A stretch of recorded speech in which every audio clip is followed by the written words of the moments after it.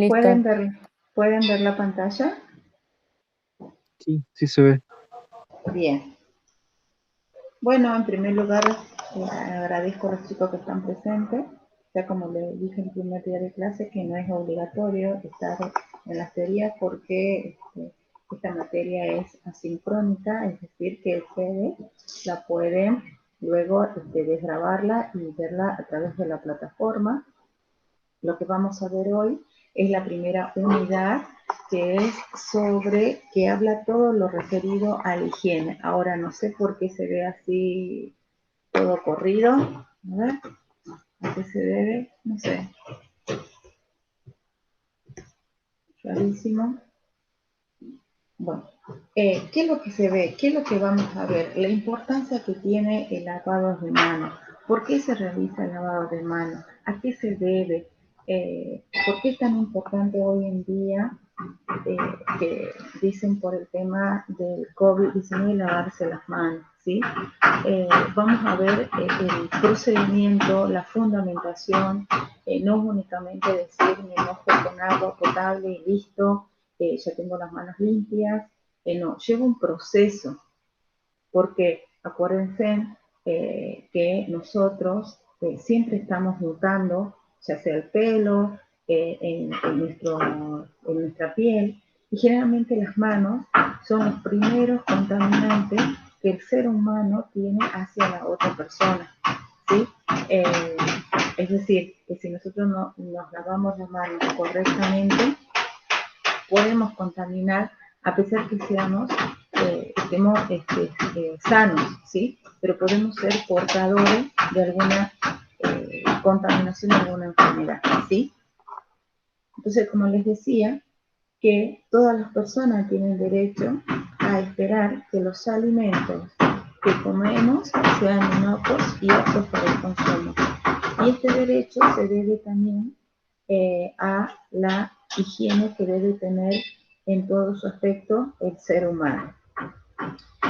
También tenemos que rescatar de que por ahí no es decir en una empresa que se le exija una higiene, no es costoso. Yo sé que hay muchos alumnos que fueron a visitar a la planta elaboradora de alfajores artesanales en Tilcara y se observa que ahí, a pesar de que es una pequeña empresa, tiene todos los elementos de higiene y de desinfección que hoy en día se exige que debe tener una empresa de alimentos. Bien. Como les decía, que también el concepto de higiene va evolucionando a tal punto que es aplicable para todos los ámbitos de la vida humana, como la higiene colectiva, cuando uno habla de higiene colectiva, familiar, escolar, es decir, que se centra en todo lo que está alrededor del alimento. Cuando se dice escolar, vieron de que hoy en día ya no están los kioscos saludables, justamente por el problema que venimos padeciendo desde el año pasado, y espero que el año que viene se vuelva toda la normalidad y pueda hacer también las clases en forma presencial. Bien, la higiene viene del francés, como lo dice ahí en la diapositiva. Higiene, el término higiene se refiere a la limpieza y al aseo, ya sea del cuerpo como también de las viviendas o lugares públicos, todo relacionado, ¿sí? Se puede distinguir dos clases de higiene: la higiene personal o privada y la higiene pública. ¿A qué se refiere la higiene privada o pública? Perdón, a la higiene personal o privada es aquella cuya aplicación es responsabilidad del propio individuo. Es decir, que nosotros somos lo que tenemos que hacer la limpieza de la casa, la limpieza de la cocina, la higiene personal, nosotros somos responsables. En lo que respecta a la higiene pública, es la que debe garantizar el Estado, ¿sí? El Estado es que cuando, por ejemplo, ustedes vayan a un supermercado, que vayan a la facultad, que vayan a un lugar público, esa limpieza la tiene que proveer el Estado, que debe estar totalmente limpio para evitar de esa manera una contaminación.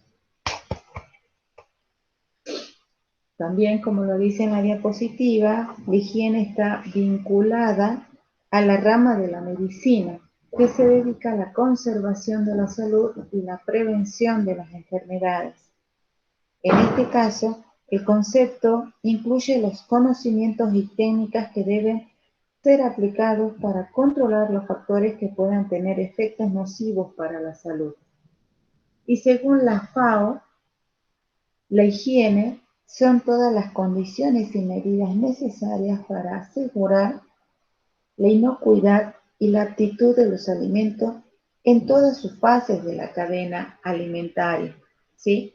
Ustedes ven en estos dos conceptos que son que están relacionados de alguna manera, porque cuando la FAO dice que es la higiene de todas las condiciones y medidas necesarias para asegurar la inocuidad, se refiere a todo lo que está rodeando al alimento, ¿sí? Desde que yo obtengo la materia prima, los insumos, el personal, cuando pasa por toda esa cadena, cuando sufre un proceso, el alimento, todo está relacionado, porque nosotros tenemos que, como bromatólogos, que el alimento llegue al plato del consumidor con buenas condiciones de higiene y que sea inocuo. ¿Saben lo que significa inocuo? Que no pueda producir enfermedades que no. Así es exactamente. Inocuo es decir que no contamine a otra persona en realidad. A eso se refiere. También tenemos que en la definición de higiene, cuál es el objetivo que tiene, es mejorar la salud, prevenir las enfermedades o infecciones y conservar la salud, ¿sí? ¿A qué se refiere a esta este triángulo?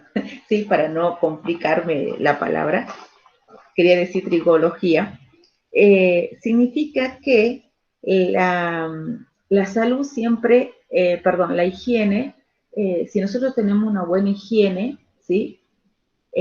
Voy a poder mejorar la salud que estoy en contacto o que me puede producir alguna enfermedad. Y además yo voy a mejorar esa salud, ¿sí? Va a evitar que se pueda contaminar. Y además prevenir las enfermedades infecciosas, en este caso, prevenir el virus, ¿sí? Del COVID-19. Acuérdense de que acá influye muchísimo en esto lo que estamos pasando, padeciendo, la higiene, especialmente de las manos. Esta higiene, por eso les vuelvo a decir, en estos días de pandemia hemos adquirido hábitos higiénicos y de desinfección que posiblemente llegaron para quedarse. Vieron que ustedes cuando entran a algún supermercado, van a algún comercio, o sea, alguna parte privada, siempre dice la utilización del alcohol en gel, pero vieron que hay diferentes clases de alcoholes. Algunos son alcoholes en gel, otros son alcoholes al 70%, ¿sí? Después vamos a hablar de eso, cuál es el beneficio que tiene de utilizar el alcohol de gel o el alcohol al 70%. Entonces, cuando le venía diciendo lo que la higiene pública es aquella cuya aplicación interviene la autoridad que adopta medidas colectivas para el saneamiento de comunidades. Y la privada puede ser entendida como aquella higiene que cada ser humano debe encargarse de manera personal, ya sea desde el punto de vista corporal como el espacio que habita, ¿sí?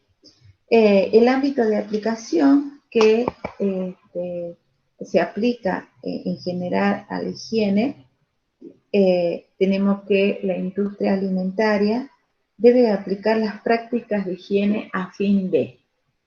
Son 4 que generalmente hay que tener en cuenta, que es proporcionar alimentos que sean inocuos y aptos para el consumo, asegurar que los consumidores dispongan de una información clara y fácil de comprender, mantener la confianza en los alimentos que se comercializan a nivel internacional, y los consumidores deben reconocer su función siguiendo las instrucciones pertinentes y aplicando medidas apropiadas de higiene de los alimentos.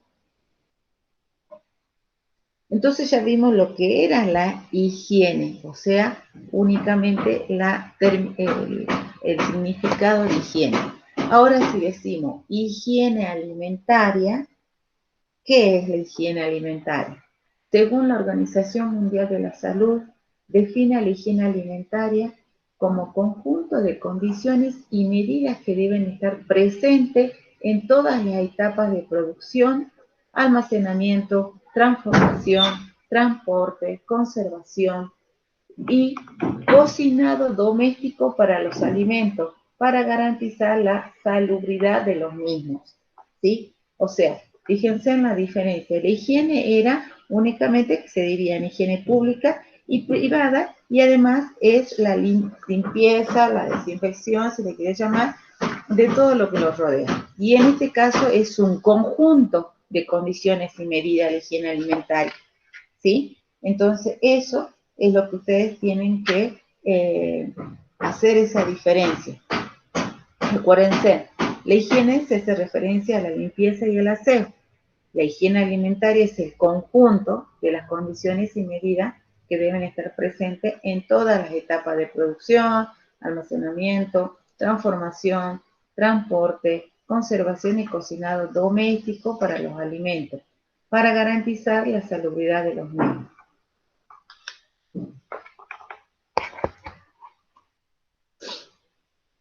No sé si se ve esta diapositiva porque está la letra muy chiquitita, ya la vamos a arreglar. Tenemos en este caso la producción higiénica de materias primas de los alimentos. ¿Qué es lo que hay que tener presente? Que de las actividades de producción primaria sobre la inocuidad y la aptitud de los alimentos, hay que identificar todos los puntos concretos de tales actividades que pueda existir un riesgo elevado de contaminación y adoptar medidas específicas para reducir el mínimo de dicho riesgo, ¿sí? Entonces, los productores deberán aplicar en lo posible las medidas de higiene, ¿sí?, de materias primas para controlar la contaminación procedente del aire, el suelo, el agua y los piensos. Fertilizantes, incluidos los abonos naturales, los plaguicidas, los medicamentos veterinarios o cualquier otro agente utilizado en la producción primaria. En este caso es cuando se habla de faenamiento.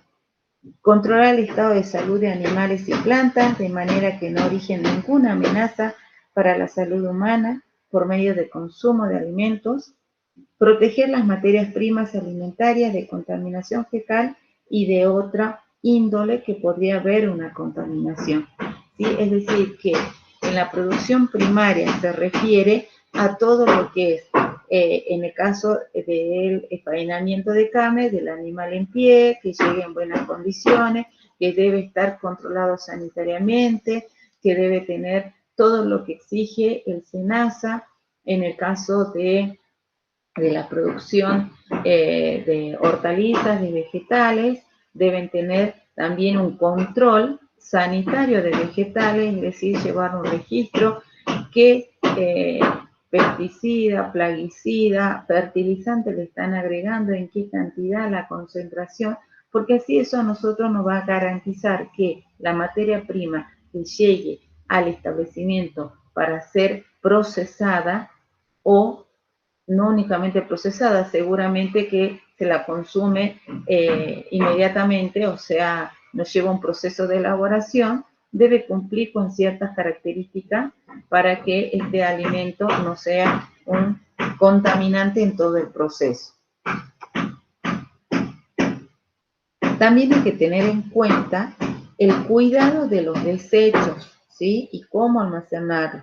Después ustedes cuando cursen para el año en cuarto, la materia que justamente también la dicto, que es taller de calidad y seguridad, van a ver una parte en donde cómo se debe hacer el desecho de las buenas prácticas agrícolas, cómo debe ser el desecho de todos los envases, de todo lo que queda en el proceso, para evitar de esta manera una contaminación masiva. Bien, otro requisito, otro importante, ya que nosotros somos las personas, ¿sí? El ser humano es el principal vector de una enfermedad, entonces nosotros tenemos que tener cuidado, nos tenemos que cuidar de la higiene personal, ¿sí? La higiene personal no solo es sinónimo de limpieza, sino también de salud. ¿Qué pasa si, por ejemplo, yo no me lavo el cabello no me lavo el cabello, ¿sí? Entonces, ¿qué me puede ocasionar? De tener primero lo que se llama más caspa, piojos, ¿por qué no?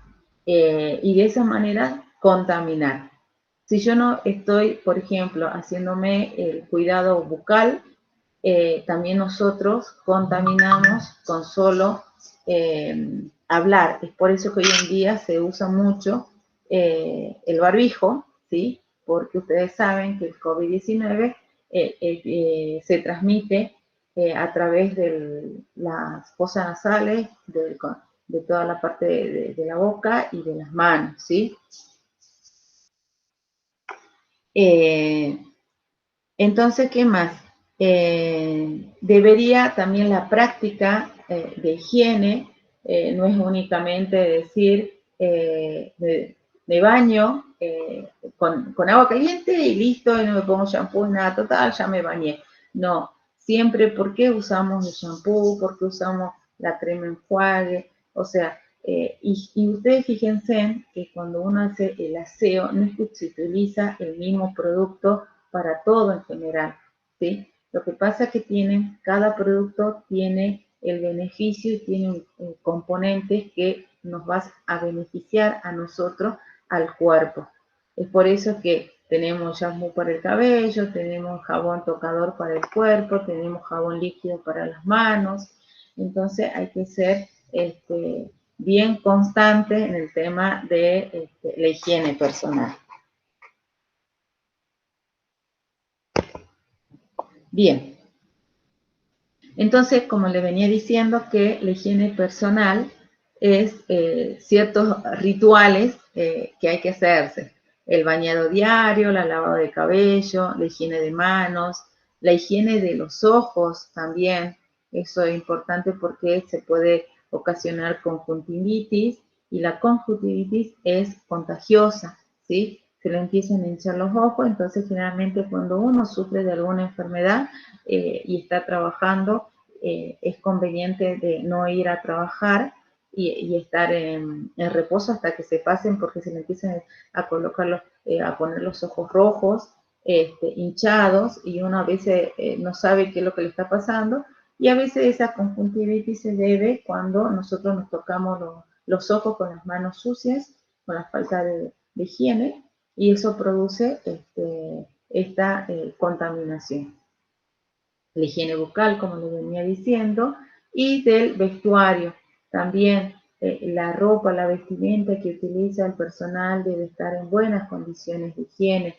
Generalmente cuando uno está en un área de elaboración de alimentos, deben llevarse la indumentaria a su casa para realizar el lavado pertinente y así el otro día poder estar con la indumentaria limpia y en perfectas condiciones.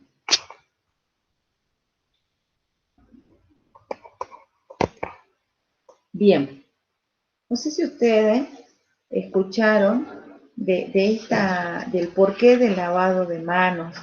Sí, no sé si ustedes han visto cómo se origina, a qué se debe al lavado de manos. es debido a una persona que se llamaba María, se llama Mary Malone, en donde esta señora trabajaba en una casa que únicamente hacía la comida. Y se dio de que ella era la contaminante de varios sucesos que le agarraba fiebre y en realidad era porque ella era el vector de contaminación. Yo les voy a pasar, no sé, ojalá que se pueda ver, es un video.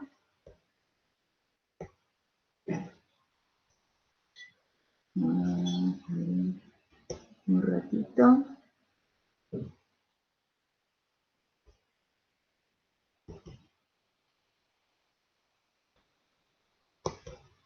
A ver si lo puedo descargar. Y si es que los pueden escuchar también.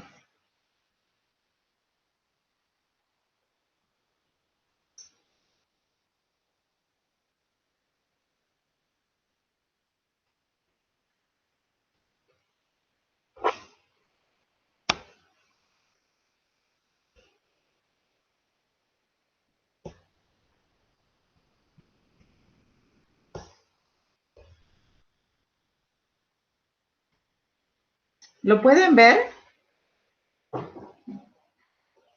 Sí, profe. ¿Sí? Bien. ¿Se escucha bien?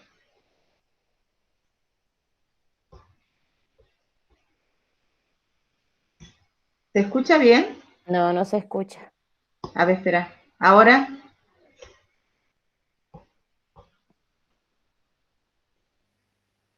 No, profe, no. No, yo no escucho. A ver. ¿Ahí? No, ¿Se escucha?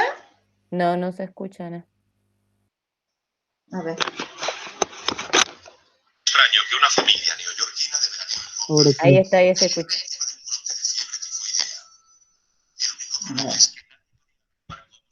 Espera, lo vamos a... Esperen un ratito que voy a aumentar el volumen.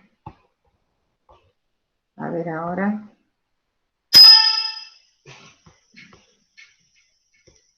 Ahora, En 1907, la ciudad de Nueva York ¿escuchan? Sí, Sí, sí, se profe. un escucha. bullicioso ambiente rebosante de tranvías, comercios y los nuevos inmigrantes de todo el mundo. También el semillero de enfermedades contagiosas. Uno de los peores problemas de salud pública de aquella época era la fiebre tifoidea. Aproximadamente 5.000 neoyorquinos se enfermaban al año. Muchos morían de ella. Así no resultó extraño que una familia neoyorquina de veraneo en Long Island cayera víctima de un brote de fiebre tifoidea. El único problema es que nadie podía averiguar cómo se contagiaron. Aquel verano nadie más cayó enfermo en Oyster Bay. Incluso preguntaron por el entorno a todo el que había comido. Es un medio de transmisión de la fiebre tifoidea. De hecho, probaron la reserva de agua de la casa, pero todo daba negativo. Era un misterio. Desesperados contrataron a un investigador de salud pública llamado George Soper. Examinó a todos los habitantes de la casa y dieron resultados negativos. Estaba totalmente desconcertado, porque el ambiente no había sido la causa, tampoco el marisco, ni los miembros de la familia. Soper no lograba averiguar cómo había llegado la enfermedad a la casa. ¿Esta casa en verano que pueda haberla transmitido? Bien, uno de ellos dijo: sí, claro, teníamos una cocinera. La cocinera resultó ser una joven irlandesa llamada Mary. Desde su llegada a América se había ganado la vida cocinando para las familias adineradas de Nueva York, acompañándolas a menudo a sus casas de veraneo. Así que Mary era la única sospechosa, pero había un problema. Según recordaba la familia, ella tenía una salud de caballo. sabían nada de portadores. No sabían que había personas que podían llevar un microorganismo.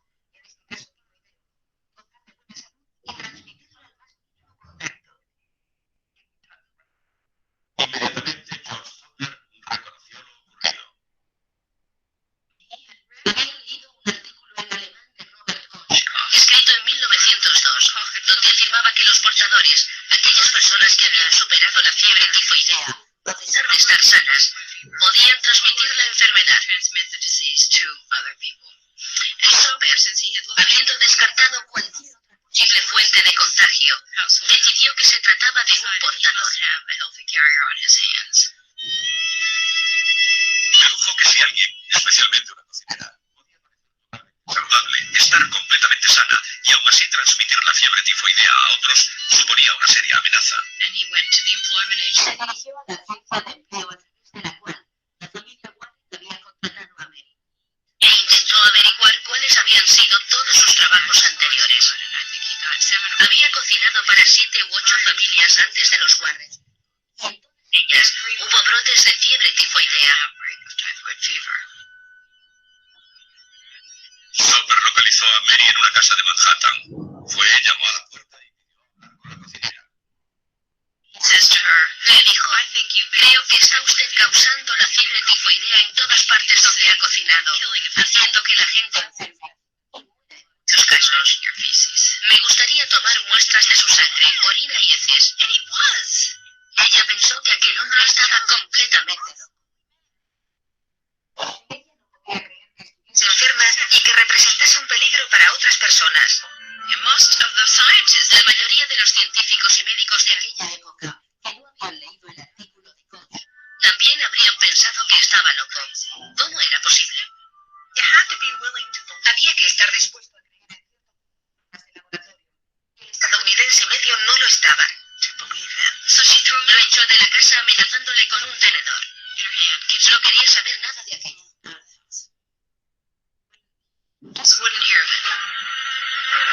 Soper estaba seguro de que Mellon era la responsable de los brotes y llevó las pruebas al departamento de salud de Nueva York. Quedaron lo bastante convencidos como para enviar a una joven doctora, Josephine Baker, y unos policías a recoger a Mary para examinarla. Salió gritando y golpeando a todo aquel que se le ponía por delante. Estaba muy disgustada. Cualquiera lo estaría si 5 policías vinieran a buscarle. Pero ella se defendió con uñas y dientes. La metieron en la ambulancia y la doctora Baker se sentó sobre ella. Literalmente. Contó que fue como estar enjaulada con un león furioso. Así se sentía Mary Mellon. Como Soper había sospechado, las pruebas revelaron que Mary Mellon era portadora de la fiebre tifoidea, la primera que veía. Para mayor disgusto de ella, fue trasladada a un hospital de aislamiento para pacientes con tuberculosis en North Brother Island. Y cuando la prensa local conoció la historia, enseguida se hizo eco de ella. En el periódico The New York American se publicó un artículo de 2 páginas en el que aparecía un dibujo grande de Mary en delantal, sartén en la mano, en la que en vez de huevos echa cráneos humanos. Así que se trata de la imagen de una cocinera que mata con su trabajo. El artículo se refería a ella como Mary la tifoidea, un nombre que venía a simbolizar el peligro de la enfermedad. Y se le quedó. Los médicos querían mantenerla encerrada, pero justo cuando parecía que pasaría el resto de su vida aislada, cambió su suerte. Después de 3 años, un nuevo inspector sanitario decidió devolverle su libertad, siempre que ella prometiese no volver a cocinar. Acepta la oferta del Departamento de Salud y firma un documento en el que promete no cocinar para otras personas y permanecer en contacto con el Departamento de Salud. Y a cambio de ello es liberada. Mary la tifoidea hubiera pasado al anonimato de no haber sido por un brote de fiebre en una maternidad de Nueva York en 1915. Cuando el Departamento de Salud investigó, descubrió que la cocinera, que decía llamarse señora Brown, no era otra que Mary Mellon, Mary la tifoidea. Esta vez cayó sobre ella todo el peso de la ley y fue recluida de nuevo en el hospital Riverside de North Brother Island. Mary Malice story illustrates contra un importante dilema de salud pública que ocurrió a principios del siglo XX y sigue vigente a comienzos del siglo XXI. La salud pública y a la vez respetar los derechos civiles de los individuos. En el caso de Mellon, escogieron proteger la salud pública confiando la ayuda hospital para el resto de su vida. Allí murió de apoplejía en 1948.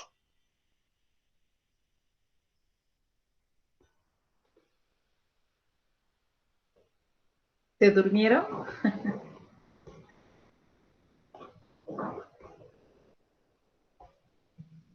No. Por las dudas. Bien, ¿vieron lo importante? Lo importante es que es, en primer lugar, ¿cuál es el resumen de este video? Una famosa, esta mujer se hizo famosa, ¿por qué? Porque ella empezó a trabajar en diferentes familias y además empezó a enfermar con todo, justamente con la fiebre tifoidea. También esto, ¿a qué se aclara? Que ella llevaba esa enfermedad y ella no lo sabía.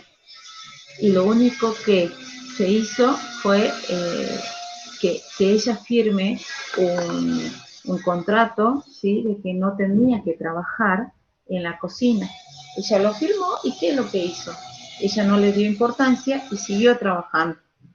Es por eso, primero, que nosotros como seres humanos nos tenemos que hacer los estudios clínicos, y generalmente cuando uno entra a trabajar a un establecimiento elaborador de alimentos, lo primero que le piden es justamente hacer los análisis preocupacionales que se hacen en el Ministerio de Bienestar de Salud Social. Y además acá un punto importante es justamente el higiene de la mano, ¿sí? De que siempre hay que tenerlo presente. Entonces, la higiene de las manos o el lavado de las manos social, como hoy en día lo estamos padeciendo, deben lavarse cuantas veces sea necesario, ¿sí? Por ser la parte del cuerpo que más utilizamos, tanto para realizar trabajo en lo que puede haber contaminación, como que también que son más delicados.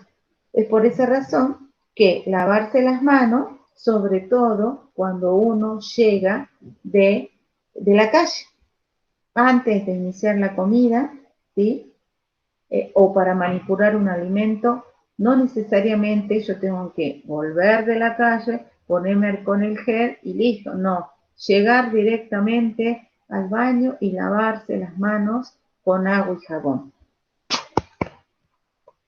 ¿Cómo es el sistema? ¿Cómo debe ser ese lavado de manos? No es únicamente mojarme las manos, colocarme el el jabón líquido, pero yo sé que muchos no tienen jabón líquido y utilizan el jabón en pan.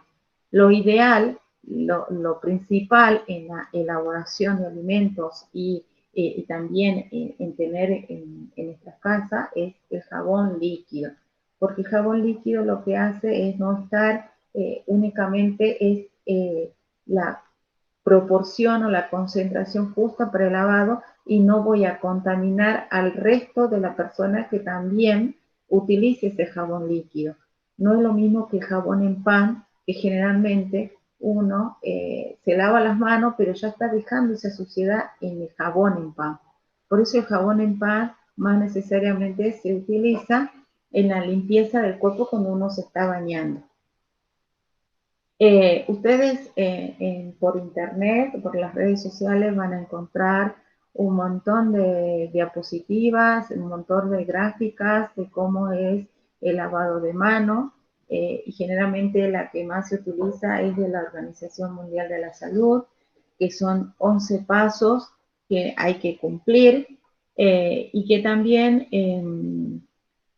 tiene un tiempo para realizar ese lavado de manos, ¿sí? En primer lugar, como dice la figura, la fotografía ya te va diciendo cómo debe ser el paso del lavado de manos, ¿sí? En la primera donde dice que debería ser módulo 0 o diapositiva 0, dibujo 0, es decir, que uno primero se moja las manos. Después se utiliza, ¿sí? se enjabona las manos, ¿sí? Justamente con un dispenser, que si nosotros no tenemos en casa un dispenser, se puede utilizar los recipientes que ya vienen así con el dosificador de jabón líquido. Se coloca cuando uno aprieta el envase de jabón líquido, esa es la proporción que yo necesito para el lavado de manos. Cuando dice en la segunda diapositiva, dice frotarse las palmas de las manos entre sí. La fotografía ya te va diciendo cómo tiene que ser. La tercera dice, protéjase la palma de la mano derecha contra el dorso de la mano izquierda, entrelazando los dedos y viceversa. La 4, frótese las palmas de las manos entre sí con los dedos entrelazados. La 5, frótese el dorso de los dedos de una mano con la palma de la mano opuesta agarrándose los dedos. La 6, frótese con un movimiento de rotación el pulgar izquierdo atrapándolo con la palma de la mano derecha y viceversa. El 7, frótese la punta de los dedos de la mano derecha contra la palma de la mano izquierda, haciendo movimiento de rotación y viceversa. El 8, enjuáguese las manos con agua. El 9, séquese con una toalla desechable. El 10, sírvase con la toalla para cerrar el grifo, es decir, que se limpia con la misma toalla que uno se seca la mano, cierra, ¿sí?, el grifo y de esa manera tenemos las manos limpias. Pero eso es cuando nosotros tenemos esa grifería que tenemos en las casas comunes. Hoy en día hay una normativa que se exige que toda la parte de grifería que se utiliza en un establecimiento sea a través de la forma digital, o sea que únicamente uno coloca la mano y automáticamente sale el agua, o a través de pisar también con un pedal para que se pueda salir el agua del grifo. O sea que hay distintas maneras que se utiliza en la industria alimentaria, ¿sí? Este proceso de lavado de mano debe durar 40 segundos, no tiene que ser rápido, porque de esa manera justamente se produce la limpieza total de las manos y de esa manera evitar la contaminación. Bien, ya hablamos todo lo que es lo que se refiere a higiene, a lo que es higiene alimentaria, y ahora nos falta la otra pata para complementar lo que es justamente todo lo que es higiene y limpieza. ¿Qué es la limpieza? La limpieza es la eliminación mecánica por arrastre de agentes infecciosos y sustancias orgánicas de la superficie en las cuales los microorganismos pueden encontrar condiciones favorables para sobrevivir y multiplicarse. Tenemos diferentes clases que determinan el proceso de limpieza, ¿sí? Tenemos naturaleza o tipo de suciedad a limpiar. El B, tipo de superficie a limpiar. El C, materiales y equipos empleados. El D, grado de limpieza requerido, ¿sí? Estos ítems hay que tenerlos en cuenta en el momento de realizar justamente la limpieza. ¿Cómo yo voy a determinar ese tipo dependiendo de estos 4 ítems? Bien, si nosotros hablamos sobre naturaleza o tipo de suciedad a limpiar, ¿sí? Dependiendo a lo que yo voy a limpiar, ¿qué es lo que tenemos? Tenemos, por ejemplo, los que se disuelven en agua, los que se disuelven en álcalis lo que se disuelven en ácidos y se disuelven en tensoactivos. Los que se disuelven en agua tenemos carbohidratos simples o con azúcar, algunas sales, algo de almidón. En este caso se disuelven en agua, por ejemplo, utilizamos en lo que es en el proceso de panificado. Se disuelven álcalis, proteínas, almidones asociados con proteína o grasa, film bacterial, los biofilm. Esto generalmente se utiliza, esta limpieza, donde dice naturaleza o tipo de suciedad a limpiar, están en las maquinarias donde se observa mucha cantidad de suciedad en lo que es, por ejemplo, en los silos, cuando no se elimina totalmente la harina que ha quedado en todo el interior de la maquinaria. Se disuelven ácidos, dureza de agua por sal, sales de calcio y magnesio, película de mineral más compleja, incluyendo depósito de hierro y magnesio.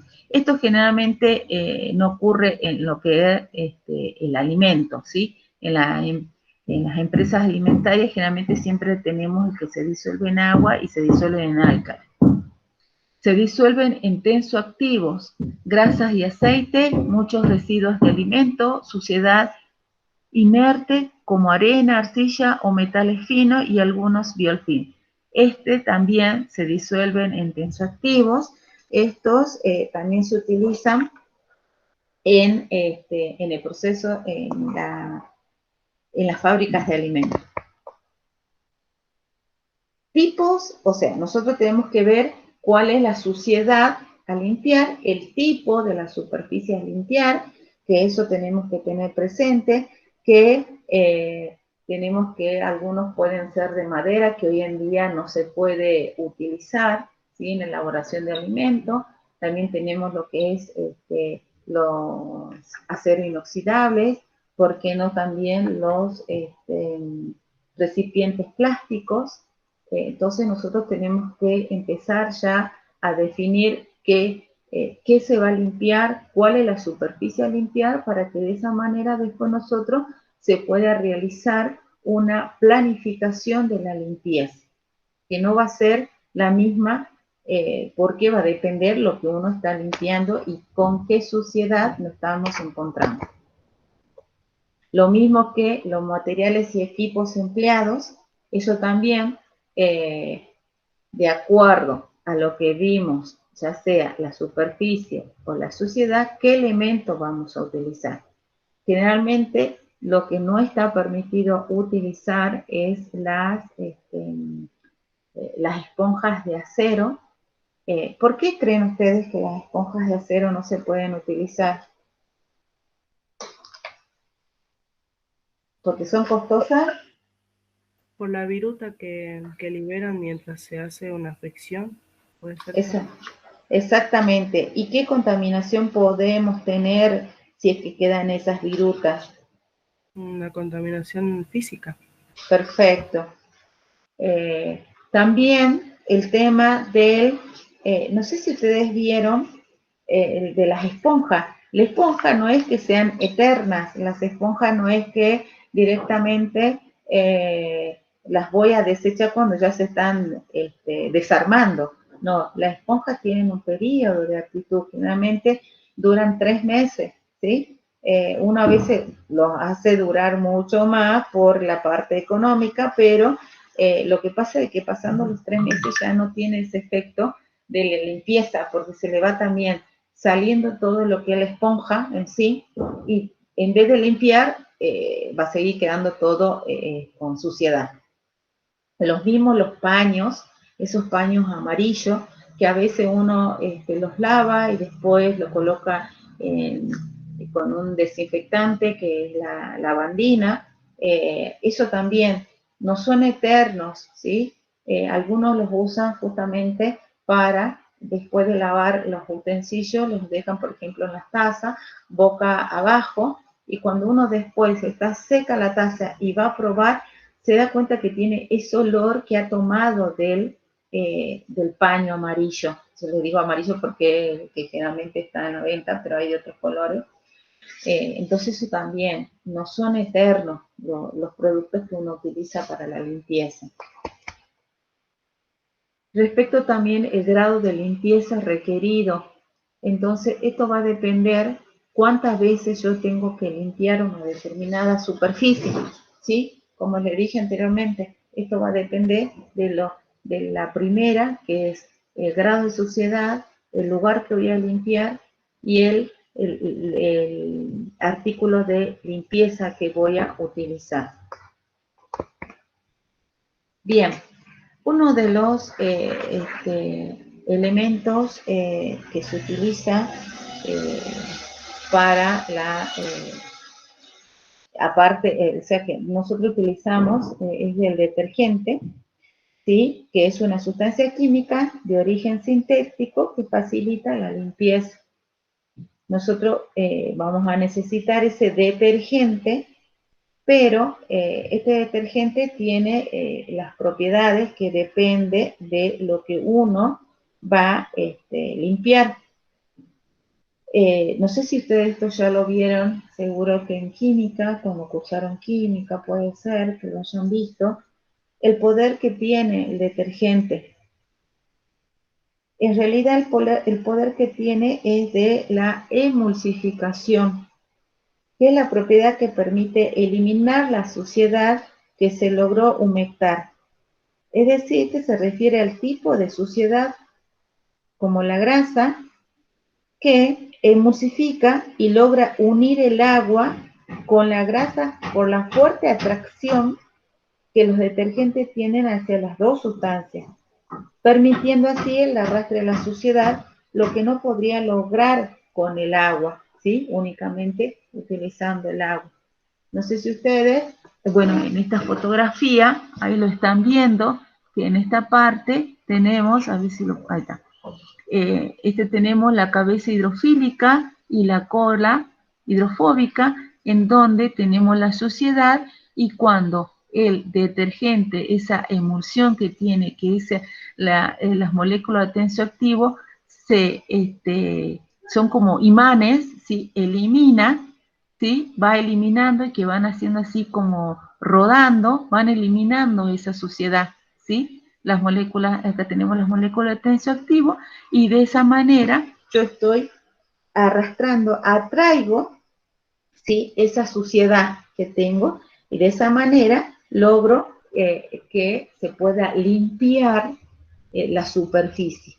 Recuerden, como les dije anteriormente, que no únicamente el agua puede limpiar. El agua lo que hace de una manera es remover la suciedad, pero necesito sí un emulsificante, ¿sí? Que me pueda facilitar de esa manera la limpieza. Bien, los tipos de componentes de la limpieza que pueden tener, ¿sí? Lo que pueden haber en estos detergentes. Tenemos básicos o álcalis, fosfatos complejos, tensoactivos, quelantes y los ácidos.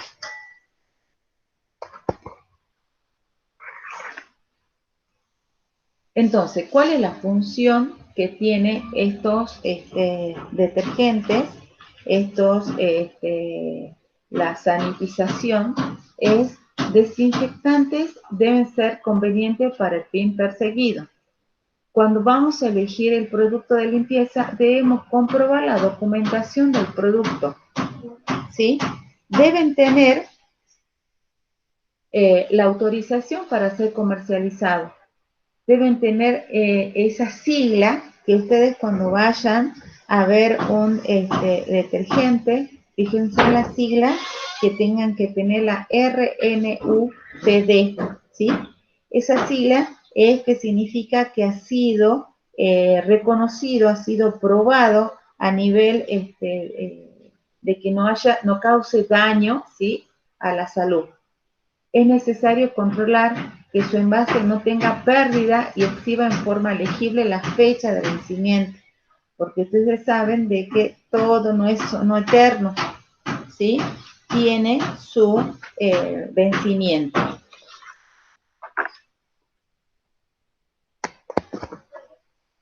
Bien, una vez que yo ya tengo la limpieza que voy a utilizar, o sea, ese desinfectante, ese emulsificante, voy a tener que, la selección del producto de limpieza y desinfección. Vamos a tener en cuenta el pH del producto de limpieza. Si la limpieza es tiene muchos componentes ácidos, tengo que tener un pH menor a 6, los alcalinos un pH mayor a 8 y los neutros entre 6 y 8. Entonces, los detergentes de pH ácido, ¿cuáles son los que yo utilizaría? Suciedad de naturaleza inorgánica o incluso de naturaleza orgánica. Los ácidos empleados son ácido fosfórico, ácido nítrico, ácido cítrico, ácido málico o ácido maleico, ácido sulfánico o ácido acético. Cuando las superficies a limpiar son calcáreas o de metales blandos, como el aluminio, tienen especial cuidado con el uso de detergentes ácidos, ya que pueden reaccionar, ¿sí? Generalmente cuando son superficies de acero inoxidable, se utilizan los detergentes comunes, porque si no también se puede deteriorar lo que es el acero. Acá hay que tener en cuenta, si el pH es inferior a 5, no debe utilizarse sobre superficies calcáreas. Detergente alcalino. Las suciedades de naturaleza orgánica como las proteínas, grasas, azúcares o algunos almidones es lo que se utiliza este detergente. La dureza del agua condiciona la eficacia de estos productos. Eso también hay que ver si el agua es blanda o dura, justamente para utilizar el detergente alcalino. El detergente neutro. Estos detergentes se utilizan cuando la suciedad no está muy incrustada o es una suciedad fácilmente emulsionable. Se utiliza principalmente en limpiezas manuales, ¿sí? Es decir, en este caso, cuando tenga que limpiar, por ejemplo, una mesada que no está, que recién, por ejemplo, coloqué un alimento que no estaba crudo, entonces yo puedo limpiar porque no es muy profunda la suciedad, no es grosera la suciedad. Sí. Ahora, con respecto a, nosotros estamos viendo el tema de lo que es la higiene alimentaria, los detergentes que voy a utilizar, ¿sí? Y también hay que tener en cuenta por qué no se pueden mezclar, ¿sí? Que no deben mezclar en el momento de limpiar, ¿sí? Por ejemplo, no se debe mezclar lavandina y vinagre, lavandina y alcohol, lavandina y amoníaco, lavandina y detergente, lavandina y agua oxigenada. Estos compuestos, ¿qué hacen? Porque generan compuestos muy tóxicos para la salud y anulan el efecto de limpieza y desinfección. Lo que más se utiliza y siempre uno lo ve, ¿qué es? Es la mezcla de lavandina y detergente. ¿Quién me puede decir por qué no se debe utilizar la lavandina y detergente?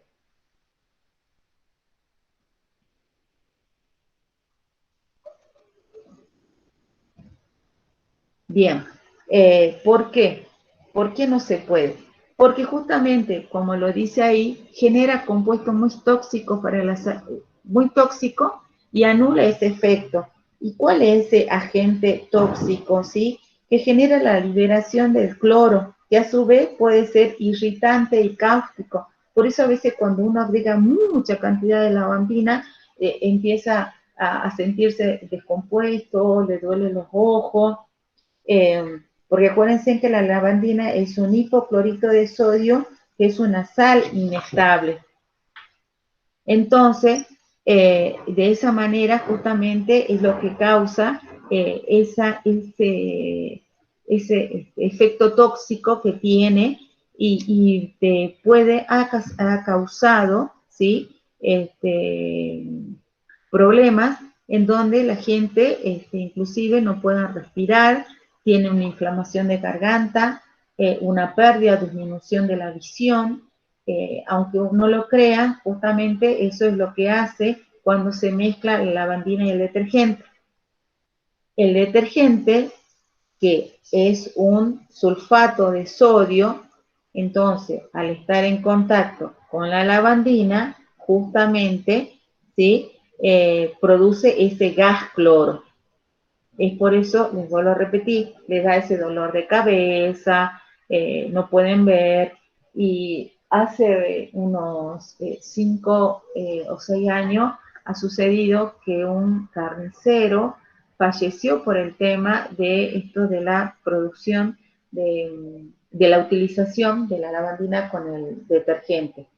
Ustedes no sé si a veces entran a la carnicería y sienten ese olor a lavandina, ¿sí? Lo siguen utilizando y hay que evitar, o sea, por lo menos saber de qué proporción utilizan, porque uno con solo sentir, se sabe que la cantidad de lavandina que están utilizando.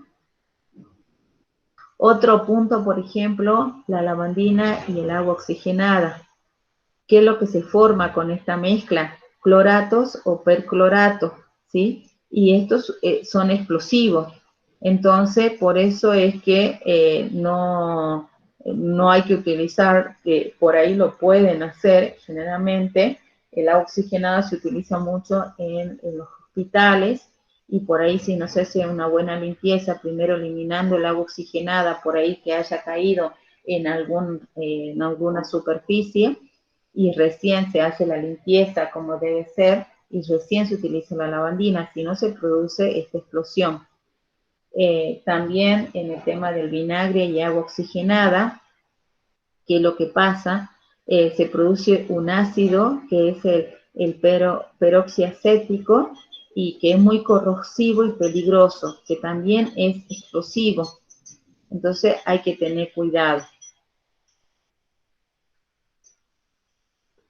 Entonces, ¿cuáles son las recomendaciones en el momento que ustedes tengan que hacer la recepción de un detergente o la compra de algún detergente, justamente para realizar la limpieza?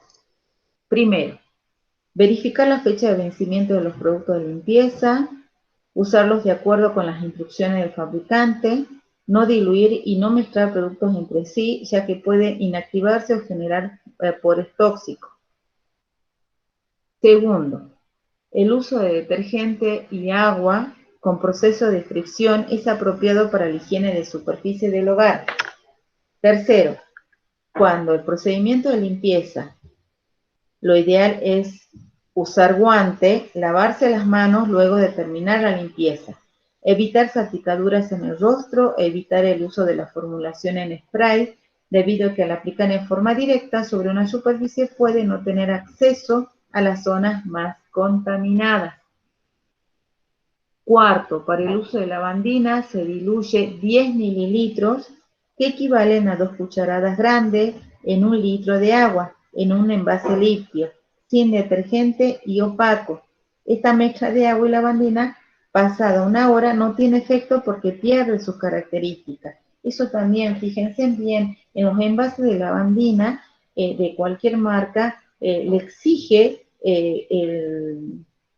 la resolución, le exige las reglamentaciones que deben explicar de acuerdo a lo que van a utilizar. Una proporción es, por ejemplo, si quieren limpiar lo que es la indumentaria, otra proporción es lo que quieren limpiar alguna superficie, otra recomendación es si quieren limpiar, por ejemplo, lo que es el piso. Eso siempre hay que leer y tiene sus concentraciones y la cantidad de agua que se va a utilizar. ¿Qué más? Tampoco debe mezclarse con detergente u otros desinfectantes porque se inactiva, ni diluir lavandina concentrada en agua caliente o tibia, porque se forman vapores tóxicos, y el tema de la limpieza también, la ventilación del ambiente mientras uno está haciendo la limpieza es también muy importante que por lo menos en el momento de la limpieza debe estar ventilado. Y evitar el uso de alcohol para limpiar pisos. ¿Por qué? Porque justamente suele ser altamente inflamado. Bueno, estos son diferentes productos. Uy, ya me estoy pasando de la hora. Vamos a ir terminando.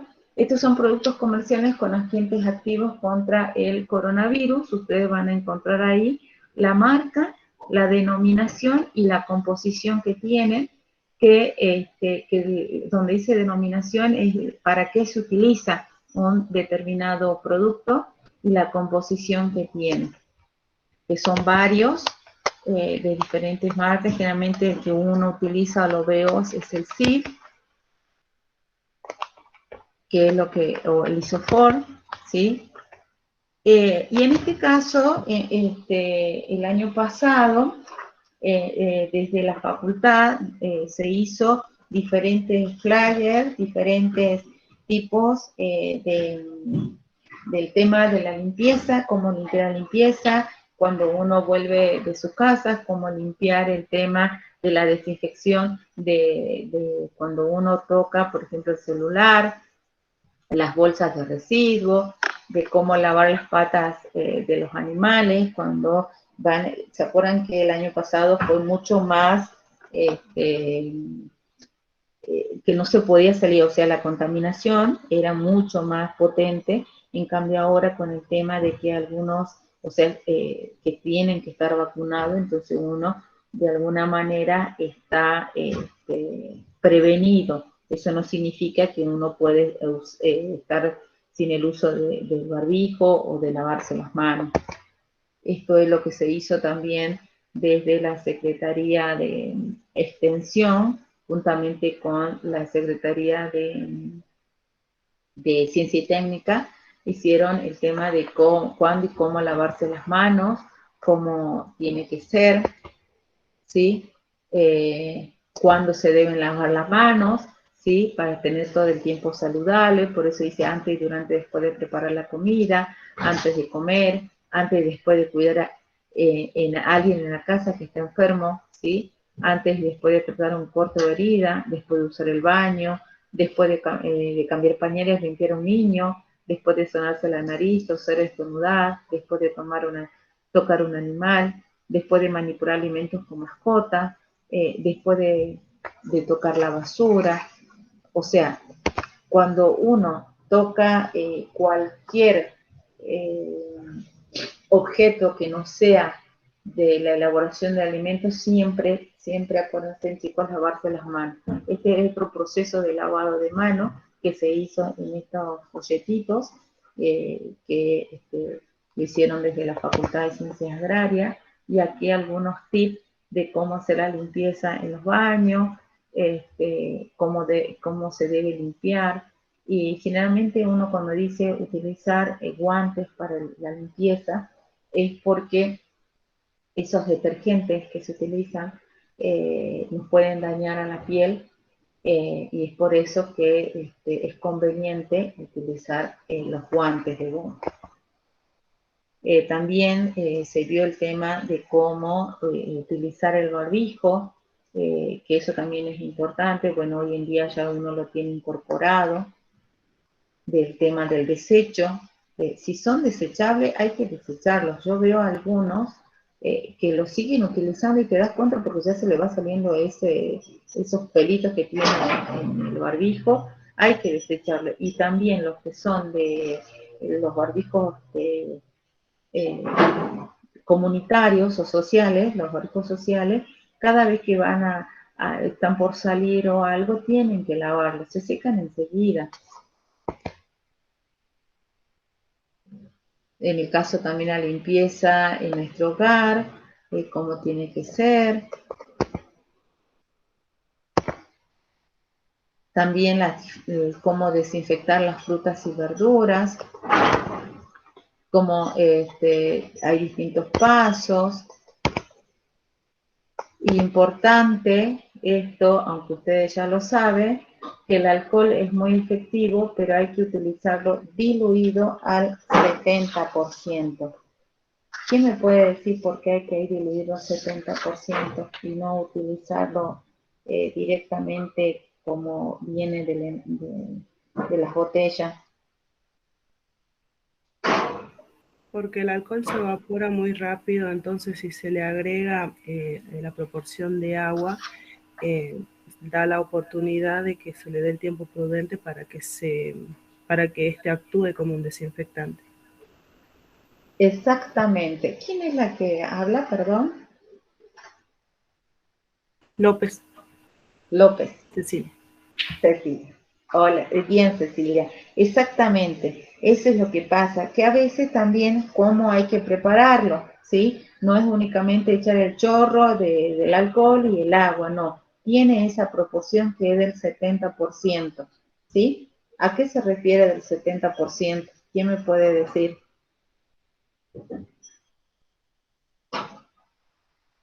Ya dijimos que solo no se puede utilizar el alcohol porque se evapora rápidamente. Entonces hay que diluirlo el 70% con agua. A eso se refiere, 70 de alcohol y 30 de agua potable. Se mezcla, con eso nosotros podemos utilizar el alcohol al 70%. Entonces, para ir finalizando, la salud no lo es todo, pero sin ella lo demás no es nada. Esa es la bibliografía en donde ustedes pueden consultar. Y con esto finalizamos la unidad número 1 de que habla todo sobre higiene. Ahora le paso la palabra 2 segunditos, así vamos finalizando, a la profe Cele para que le explique qué es lo que se va a hacer el martes que viene. Bueno, le explico rapidito. El martes que viene vamos a ver el coloquio número 1. Yo entre hoy y mañana voy a estar subiéndole las cartillas con todos los coloquios. Lo que voy a hacer ahora es decirles, son 20 preguntas, ahí le estoy compartiendo más o menos el coloquio para que lo vean, pero después ya lo voy a subir al aula. Es decirles quién va a hacer cada pregunta. Lo que necesitamos es que ustedes ya vengan con las preguntas ya realizadas por el corto tiempo que tenemos. Y en clase lo que vamos a hacer es ir uniendo todo el coloquio para que todos, entre todos la tengan, ¿sí? La pregunta número 1 la va a hacer López Cecilia. Número 2, Kipildor Andrea. Si voy muy rápido me dicen, igual yo esto lo voy a subir al WhatsApp también para que sepan los que no pudieron conectarse. 3, Tejerina Claudia. 4, Vilca Macarena. 5, Lozano Fernández Ariadna. 6, Obando Cristian. 7, Alabar Laura. 8, Cordoso Brandán Paloma. 9, Contreras Liliana Mónica. 10, Flores Ariadne. La 11, Maldonado Liliana, y la 12, Córdoba Román.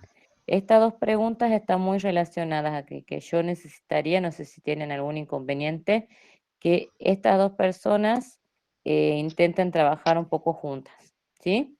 O sea, que Maldonado realice la pregunta y se esté en contacto con Córdoba para que la pueda realizar también a la 12. No sé si se entiende.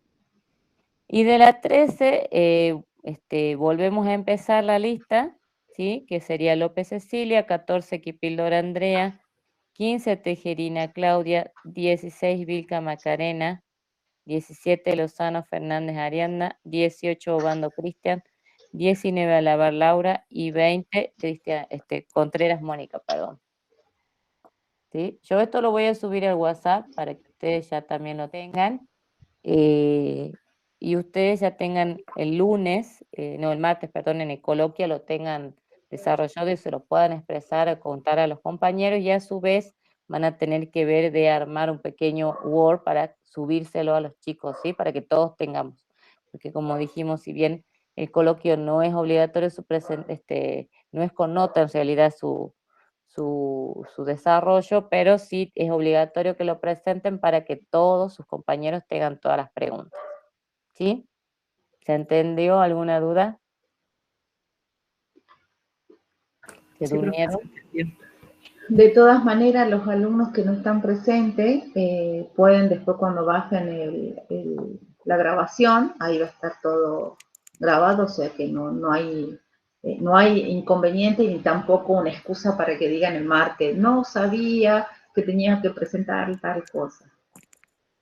Si yo ahora subo para el WhatsApp la lista y la explicación para que vean también, le puedan poner clarito, profe, le vamos a poner, está grabada la clase, véanla. Ahí está toda la explicación. Bien, ¿alguna otra consulta?